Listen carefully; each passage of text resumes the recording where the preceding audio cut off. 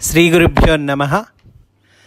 శ్రీకృష్ణ గురు చరణ సన్నిధి అనే గ్రంథంలోని అంశాలను చెప్పుకుంటూ ఉన్నాము.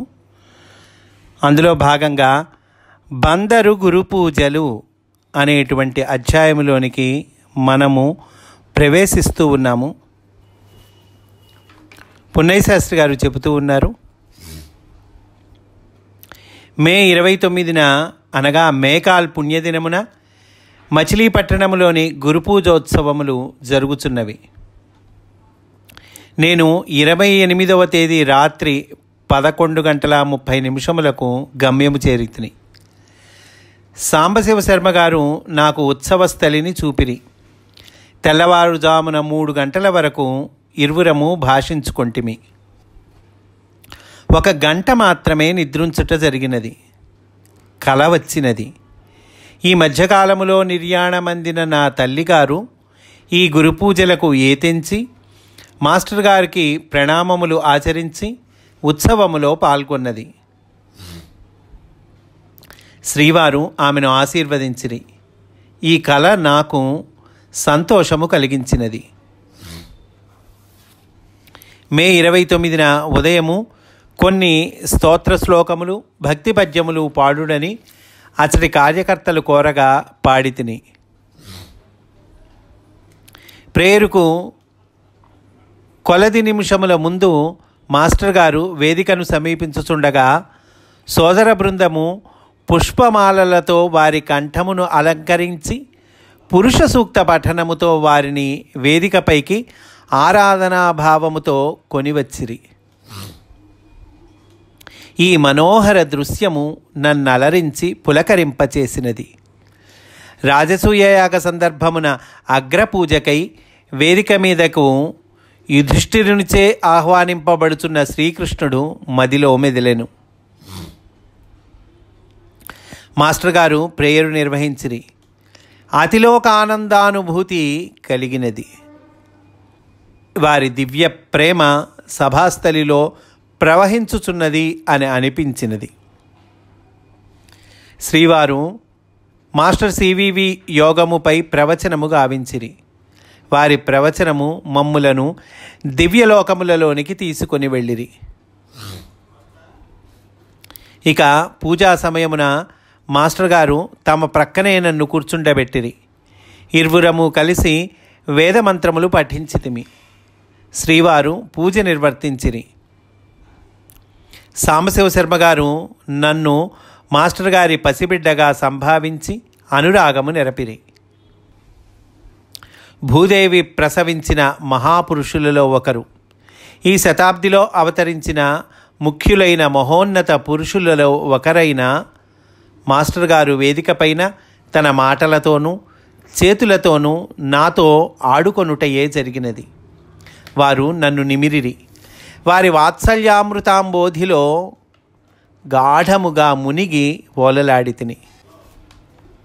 శ్రీ సాంబశివ శర్మ గారు నన్ను గూర్చి చేసిన సంభావనను మాస్టర్ గారు యథార్థమని నిరూపించిరి. మధ్యాహ్న సమయమున రాముడు మామయ్య గారు నేను భోజనము వడ్డించితిమి. సాయంకాలము పూజ్యులు శ్రీ మల్లంపల్లి శరభయ్య గారు ప్రసంగము గావించిరి. మాస్టర్ గారు దక్షయజ్ఞముపై ప్రవచనము గావించిరి. అది మానవ జీవితంపై, సంఘజీవనముపై, జగత్ కథపై వెలుగులు విరజిమ్మినది. వేదర్షులు వారి యందు ఆవేశించిరా, లేక వారు వేదర్షులా, లేక వారు వేదపురుషులేనా అని నాకు అనిపించినది. వారు వేదాత్మకుడుగా దర్శనానుభూతిని అనుగ్రహించిరి. గురుపూజలకు శ్రీ నండూరి రాధాకృష్ణ గారు విచ్చేసిరి. ఆ రాత్రే బయలుదేరి నేను రాముడు మామయ్య గుంటూరు చేరితిమి.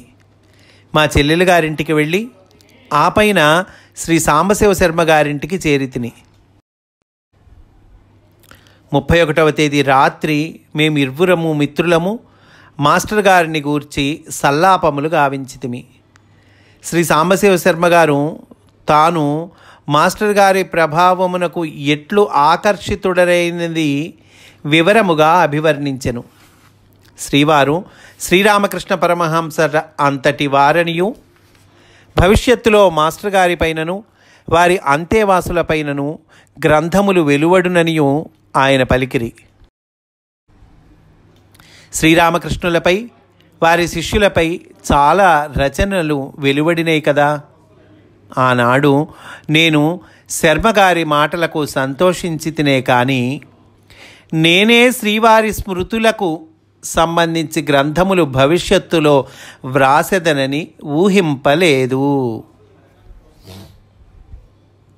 చూడండి, ఆ రోజు వాళ్ళిద్దరూ మాట్లాడుకుంటున్నారట. రాత్రి సాంబశివ శర్మ గారు అన్నారట, మాస్టర్ గారిపై భవిష్యత్తులో గ్రంథములు వస్తాయి అని అన్నారట.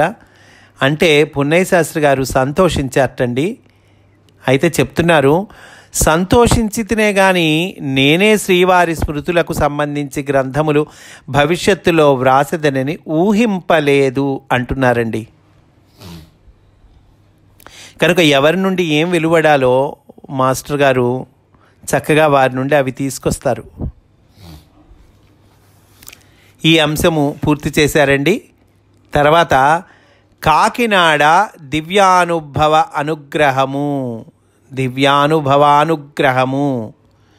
అనేటువంటి అధ్యాయము తర్వాత మొదలుపెట్టారండి. ఈ అధ్యాయము చాలా అంటే సైజు పరంగా చాలా పెద్ద అధ్యాయం అండి. ఆ అధ్యాయం ఈరోజు ప్రవేశిస్తాం మనము. పున్నయ్య శాస్త్రి గారు చెబుతూ ఉన్నారు, ఆపై జూన్ 1వ తేదీన జయరామ శర్మ తనకు చిన్నప్పుడు మాస్టర్ గారితోడి అనుభవములు, వారి ప్రేమ వర్ణించి చెప్పెను. 2వ తేదీన నేను, అతడు, రాముడు మామయ్య తెనాలిలోని వైకుంఠపురములోని శ్రీ వెంకటేశ్వరుని దర్శించితిమి. మా అన్నగారితో కలిసి నా తల్లిగారి మాసికము నిర్వర్తించితిని.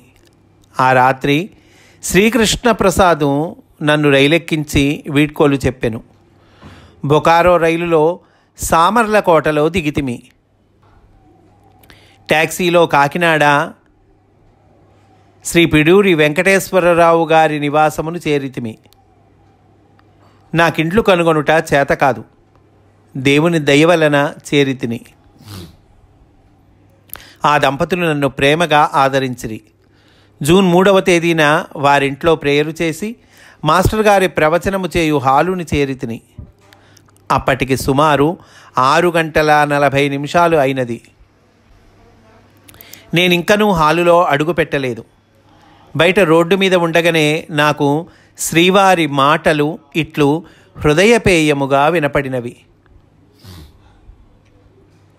దక్షయజ్ఞ కథ ప్రారంభము కానున్నది. ఇప్పుడే శివభక్తుడగు మా పున్నయ్య లోనికి ప్రవేశింపనున్నాడని నాకు తెలియను అన్నారటండి మాస్టారు. నేను ఆ తేదీన వచ్చేదనని శ్రీవారికి ఎట్టి సమాచారమును అంతకుముందు అందియలేదు. వారు సర్వాంతర్యామి, సర్వజ్ఞులు. షిరిడి సాయిబాబా కూడా ఇట్లే ఇవాళ ఫలానా భక్తుడు నా వద్దకు వచ్చుచున్నాడని చెప్పేడివారు. శ్రీరామకృష్ణులు కాళీమాతతో ఈరోజు ఫలానా భక్తుని నా వద్దకు పంపుమని వేడెడివారు. అతడు వచ్చేడివాడు. శ్రీరామకృష్ణులు తన దేహమును చూపి ఇందు ఇద్దరున్నారు, ఒకరు నేను, రెండవ వారు జగన్మాత అనడివారు. జూన్ 3వ తేదీన శ్రీవారు మహాభాగవతమునందలి దక్షయజ్ఞ కథా ప్రవచనమును ఆరంభించిరి. వారి వ్యాఖ్య అద్భుతము.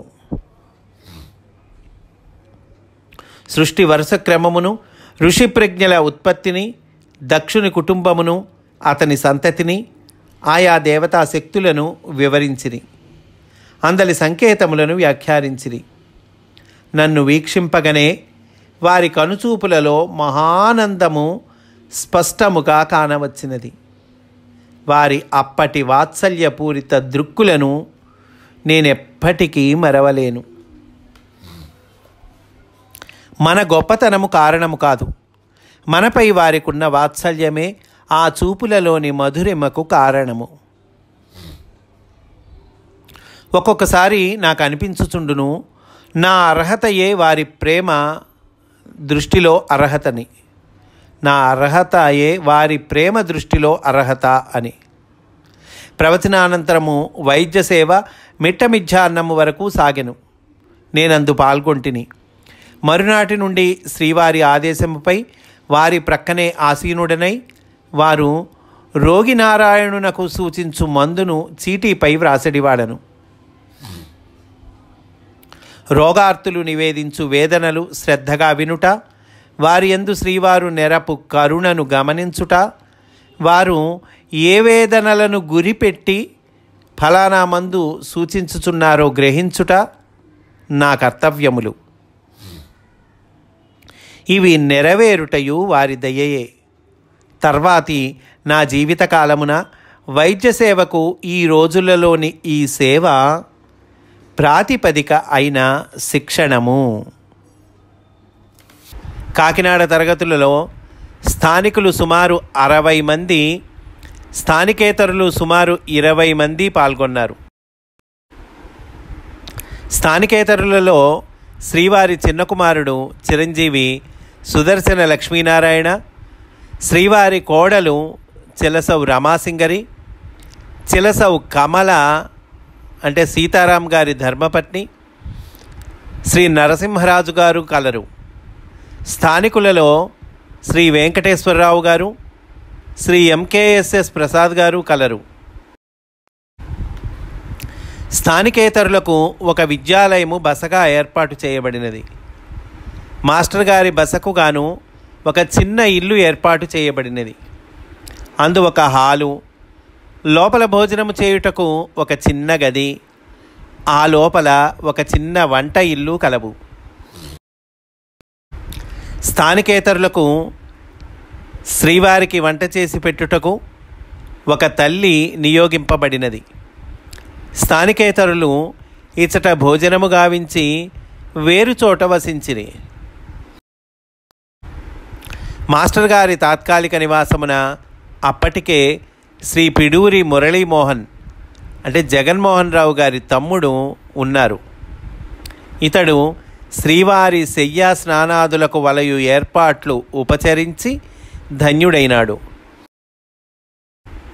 నేను మాస్టర్ గారిని ఇట్లు అడిగి తిని, నన్ను ఎక్కడ ఉండమందురు?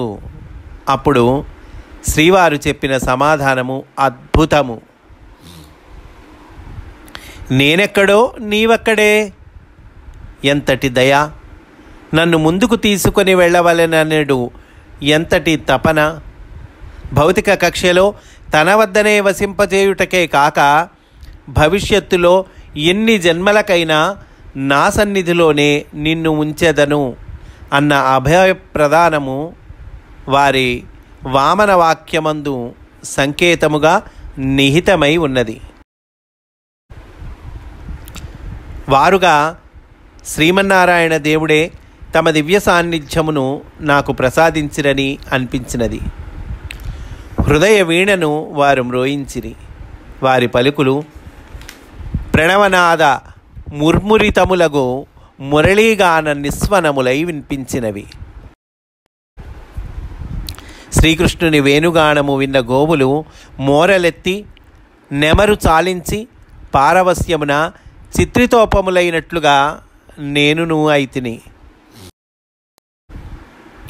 కాకినాడలో నా జీవితము ఒక గొప్ప మలుపు తిరుగుచున్నదని మొదటి దినముననే అనిపించినది.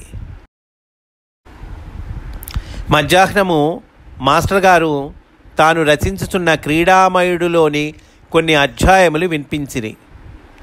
కృష్ణుని ప్రణవగాన ఘట్టము నన్ను అలరించినది. ప్రతిదినము ఇక సాయంకాలము 6 గంటలకు శ్రీవారి సన్నిధిన ప్రేయరు, గాయత్రి జపము, శ్రీవారి హోమియో ప్రవచనము సాగినవి. 4వ తేదీ మరలా శ్రీవారు క్రీడామయుడు వినిపించిరి. యమునా వీచికల డోలికలు కృష్ణుని యోగాభ్యాస మహిమకు ఆకర్షితులై రాత్రివేళ గోపగోపికలు సూక్ష్మదేహములతో అతని చేరి ఆడుట, వారి దివ్యానుభూతులు, వెన్నపూయు ఘట్టము, ఆ గత సన్నివేశమును ఆగతము చేసి నన్ను పాత్రధారిని చేసినవి. శ్రీకృష్ణ భగవానుని శైశవ జీవితమునందలి సన్నివేశములను ఇట్లు ఇంత వివరముగా వర్ణించిన కవి లేరు. ఈ నవల భారతదేశమును చెలింపజేయును అని అనిపించినది.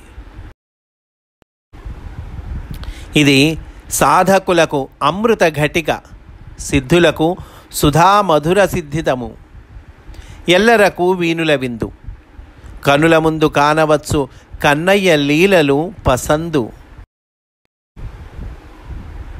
తమ ఆశ్రితులైన వారికి తామే స్వయముగా వినిపిద్దామనే తపన మాస్టర్ గారిలో ఎంతగా ఉన్నదో కదా. తెలుగువాడై పుట్టినందుకు ఈ నవల చదివి ఆనందించు భాగ్యమునకు నోచుకొనవలయును. జూన్ 5వ తేదీన యథాపూర్వకముగా దక్ష కథ వ్యాఖ్యానము సాగినది.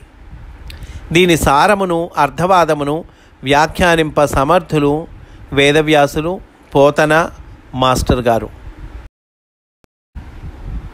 అంతర్యామిని గుర్తింపని అహంకారియగు దక్షుని కథలో చిన్న పదముల వెనుక కూడా పోతన గూర్చిన భావములు లోకోత్తరములు, సాంకేతికములు, ఏ ఒక్క పదము విడిచిపెట్టరానిది. పోతన తన పూర్వజన్మలో ఒక మహర్షి అయి ఉండుట వాస్తవము. మాస్టర్ గారి వ్యాఖ్య, వారి దివ్య సన్నిధి, ఈ రెంటిని ఆనందించి తిని మాస్టర్ గారు ఇందులకే నన్ను కాకినాడ తీసుకొని వచ్చిరి. మధ్యాహ్న విరామ సమయమున అనగా వైద్య సేవ భోజనానంతరము శ్రీవారు విశ్రాంతి గైకొనలేదు. భాగవత రహస్య ప్రకాశము 9వ సంపుటము తాము డిక్టేట్ చేయుచుండగా లేఖనము చేయుమని నాకు ఆనతిచ్చిరి. మధ్యాహ్నము మరల 9:30 గంటల నుండి 2-2:30 గంటల దాకా ఈ డిక్టేషన్ సాగినది. తమ రచనకు నన్ను గణపతిగా వారు నియోగించుట నా మహాభాగ్యము. మాస్టారు భాగవతకర్తయ్యకు వేదవ్యాసుల వారే అనిపించినది. ధ్రువోపాఖ్యాన వ్యాఖ్య రచన సాగుచున్నది. ఆపై పృథు చక్రవర్తి కథ. ఈ 2 కథలలోని అర్థవాదములైన సృష్టి విజ్ఞానాంశములు, ఆధ్యాత్మిక సాధన విశేషములు మాస్టర్ గారు మధ్య మధ్య నాకు వివరించుచుండిరి.